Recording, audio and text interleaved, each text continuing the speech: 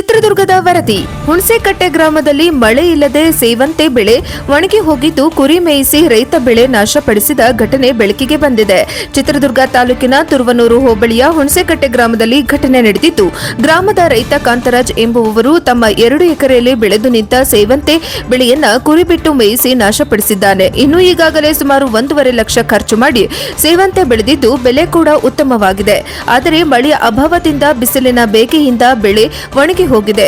1000 ಅಡಿ ಕೊರೆಸಿದರೂ ಸಹ ನೀರು ಸಿಗದೆ ಇದ್ದು ಹಾಗೂ ಭದ್ರಾ ಮೇಲ್ದಂಡೆ ಯೋಜನೆ ಸಹ ಸಮರ್ಪಕವಾಗಿ ಜಾರಿ ಆಗದೆ ರೈತರು ನೊಂದು ಹೋಗಿದ್ದಾರೆ. ಇದೆಲ್ಲದರಿಂದ ನೊಂದ ರೈತ ಕಾಂತರಾಜು ಕುರಿ ಬಿಟ್ಟು ಮೇಯಿಸಿ ಬೆಳೆ ನಾಶಪಡಿಸಿದ್ದಾನೆ.